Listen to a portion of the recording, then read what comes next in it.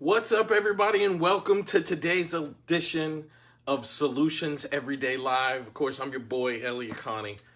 And so I was thinking today about diagnosis and like my thoughts about diagnosis, and in fact, the stance of a solution-focused brief therapist about diagnosis. And I had a situation happen today with a client that I was seeing that I want to share with you that I think demonstrates why diagnosis don't matter, why they're not necessarily relevant or important to what we're doing as psychotherapists. And I know that might sound like a controversial or maybe even radical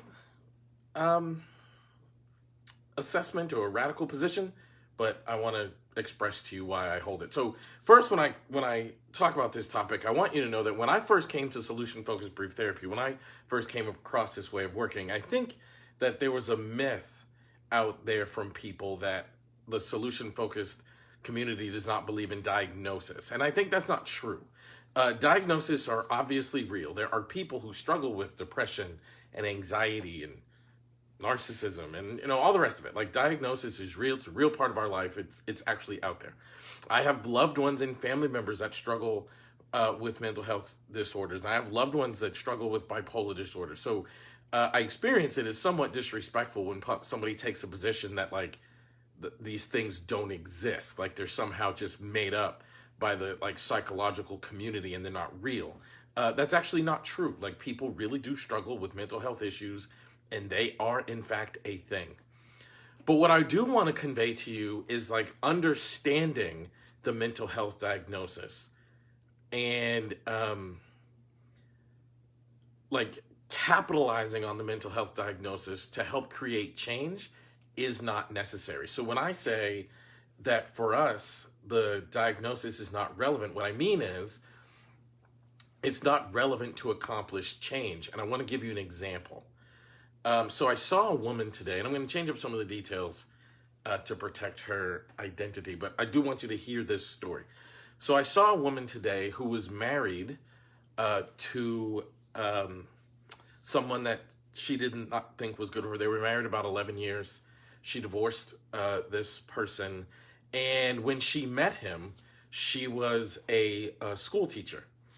And over the course of time, she decided to give up her career as a school teacher, be a stay-at-home mom, and function as his wife, basically kind of giving up her identity as a school teacher.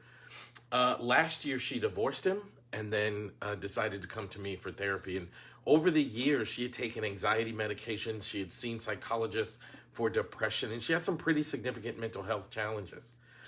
And they were real. Like, she wasn't sleeping well. I mean, she was really kind of struggling, and absolutely thought that she had like a chemical imbalance, and there was something within her that caused her to feel anxious and depressed and sad and all those things.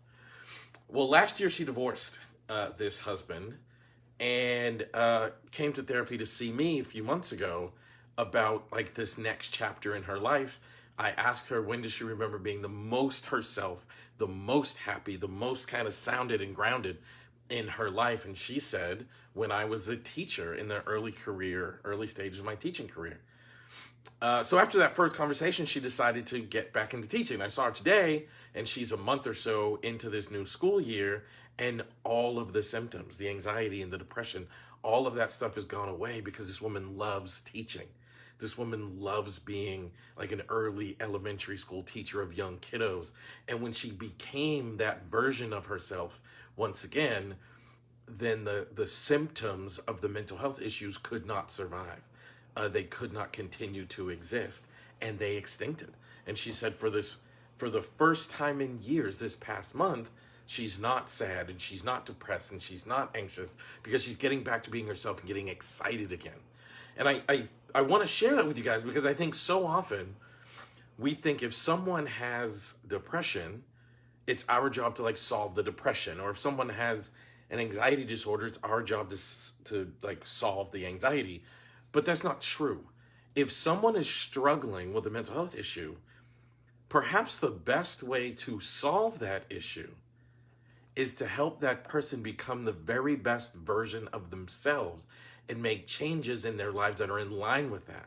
So maybe being a stay-at-home mom, though you have the money to do it, though you have the environment to do it, maybe the best thing you could do is get back to doing the thing that you love doing, that gives your heart and your soul and your spirit energy, and get back to teaching. Once she did that, since she's back in her element, she's back being the version of her that she wants to be, that she's built for, that she's constructed to do, and she's impacting kids' lives in a positive way, and the symptoms extincted. And are they going to stay gone? I don't know. I'll see her in a month or so, and we'll see. But she just had a month of no anxiety attacks, no bouts of depression, no over drinking. All she did was be happy and experience joy as she was teaching young kids. You know, a lot of times we get kind of off of the path because we spend a lot of time, we make decisions based upon money, status, prestige, and privilege. But maybe what we should be doing is making decisions based upon who we are and what fills our heart with joy and happiness. And once we do that, then we're not making decisions that get us off the path and create struggles and problems for us. And this woman is a great example for it. It's such a joy and honor to get to talk to people like this. And look, I've been a psychotherapist for 15 years, and I practice something called solution-focused brief therapy, which is a very specific way of doing this work. And the one thing that shocks me more than anything else is when I'm working with clients, it's not ever the experience that like I ask the question that completely solve the sadness, like it's not ever that we like solve. The thing that blows me away about this work is the most profound and significant changes come from people making life shifts and putting themselves in a different environment and a different circumstance, and then all of a sudden the behavior's extinct, which kind of makes sense because we know if I put myself in the wrong environment, I'm likely to have an increase of psychological disruption. So that must mean if I put myself in an appropriate environment, then I'm much more likely to have a successful adjustment in my life. And I think sometimes we believe too much in the symptoms and we don't understand the power of the circumstances. So look, diagnoses are real, but they're just not important. They're just not relevant to the process of accomplishing change. And I want you guys to believe that, not just in your work with your clients, but believe that in your life. When you see someone struggling, understand there's something wrong with them. There's nothing wrong with that person. There's something wrong with the environment that they find themselves in.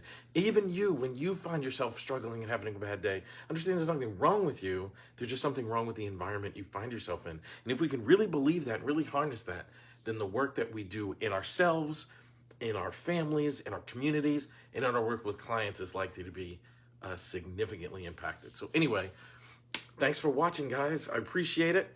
Thank you guys for watching this video. Please like it. Share this video with your colleagues. I think it's an important message. If you're watching this video any other place in my YouTube channel, head on over to my YouTube channel, subscribe there, and hit the bell so you get notified when we post new content, which we do pretty consistently. I love you guys, and I will see you in the next video.